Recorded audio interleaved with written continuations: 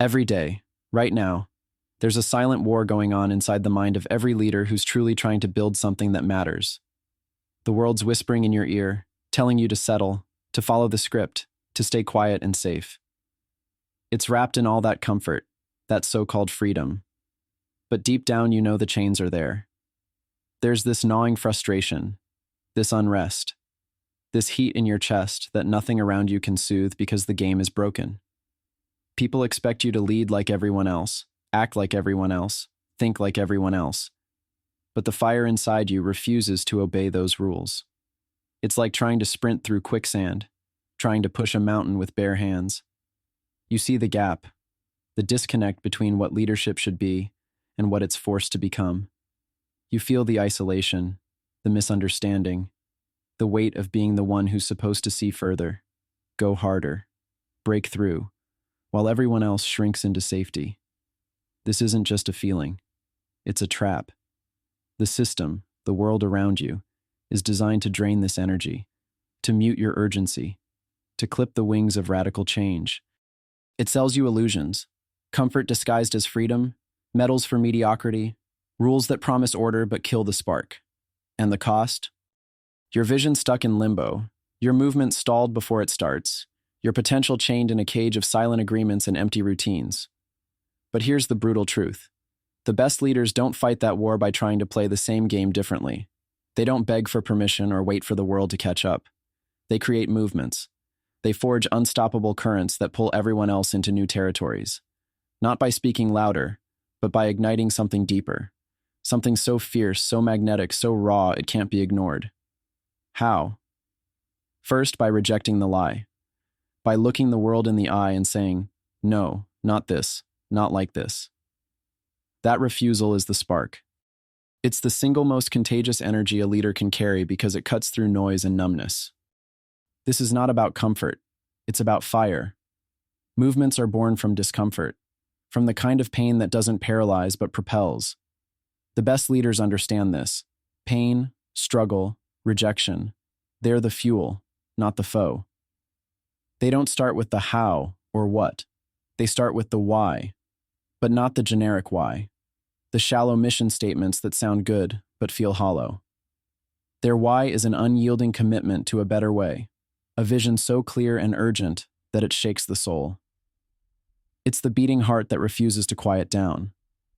This why isn't just a reason. It's a call to arms for everyone tired of the same old stories, the tired systems, the fake freedoms. It's the answer for those restless souls hungry to burn rather than bend. Next, the best leaders build movements by understanding that people don't follow plans, they follow feelings. It's never about the spreadsheet or the fancy pitch deck. It's about connection to something bigger than themselves, something raw and true. And to create that connection, leaders stop trying to force belonging on everyone. Instead, they become magnets for the few who carry that same fire. They know the power lies not in the masses, but in the rare few who dare. Movements aren't crowds. They're networks of rare individuals aligned not by sameness, but by shared intensity, by an irreversible commitment to change. This means the first step to creating a movement is to clear space for the exceptional, the misunderstood, the misaligned brilliance. If the world's systems reject them, leaders create new infrastructure, a place where those rare sparks meet and multiply. It's a fierce act of rebellion because it defies the default narrative that leaders must master everyone, control everything, and dilute the message until it's digestible. Instead, it's about wild focus, radical selectivity, and ruthless elimination of anything that tames the fire. And here's the kicker. This isn't about being popular. Movements thrive on the edges because the edges are where transformation lives. The best leaders welcome resistance. They expect and embrace conflict because they know growth never happens inside bubbles of comfort. They learn to be sovereign. Your will is your weapon. They don't just think critically, they live it. Every assumption is questioned, every truth tested. Because movement demands a relentless hunt for what's real, what's raw, what's next. But none of this happens overnight. The world praises the overnight success stories, the viral sensations, the meteoric rises. The truth is, movements are slow burns. They are marathon runs across shifting landscapes. The best leaders recognize patience isn't weakness, it's strategy. Movement building is playing the long game where eternity favors those who endure, who stay steady through setbacks, who keep connecting the rare jewels until the network snaps into place. Here's where it gets deeply personal. If you're feeling crushed under rules that don't fit, suffocated by the system that rewards sameness and punishes risk, this is the moment to stop apologizing for your fire. You don't have to fit in. You have to stand out. The best leaders don't conform to the world. They remake it by aligning with those who burn as fiercely as they do. They forge relationships that are not based on convenience or consensus, but on shared urgency, shared purpose. Imagine a network so alive, so connected, so complementary, that it turns your rare brilliance into unstoppable power. Where difference is not just tolerated, but celebrated because it makes the whole stronger. This is the infrastructure for the exceptional, the place the old systems couldn't build. It's not a community, not a club, not a campaign. It's a movement. A place where misaligned souls find their home, their tribe, their launchpad. Creating movement means giving people a chance to become more than their past, more than their title, more than the roles they've been forced to play. It means standing with those who refuse to be processed, those who reject mediocrity, those who are done waiting for the world to hand them permission. It means choice and sovereignty over being a passive player.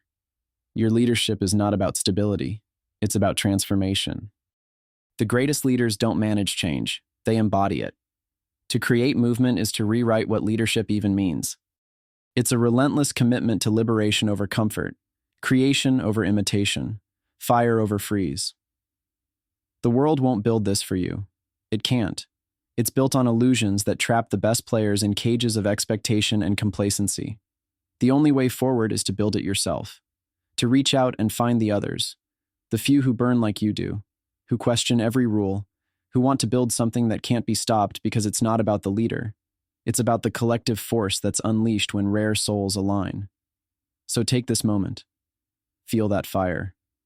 Let it scorch the fog of lies and limits you've been handed. See clearly that movement isn't a nice to have. It's your only path out of the prison of normal. When you start creating movement, you stop spinning your wheels in isolation and start riding a tidal wave of momentum that pulls the world forward. This isn't easy. It's not for the faint-hearted or the comfort seekers, but for those who are done living a borrowed life, for those who would rather burn than bend. This is the call to rise. To find your tribe, build your network, amplify your essence, to tear down the illusions and build the future from fire. The power of the best leaders lies not in control or conformity, but in their ability to unleash movement, raw, rebellious, relentless. They don't wait for change, they are the change. They don't gather the many to drown out the noise. They connect the few who burn brightest, who build fiercest, who dream wildest. This is the moment where leadership transcends title and role and becomes a living force, a movement that no system can stop, no rule can cage, no fear can silence.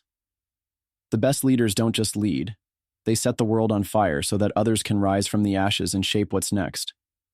If that fire's alive inside you, this is no accident. It's a sign that your time is now. Not to follow, not to fit, not to settle, but to move. To build that fierce movement that breaks systems, ignites potential, and redefines reality. This is leadership freed, fierce, and unforgiving. The kind that creates movements, not followers.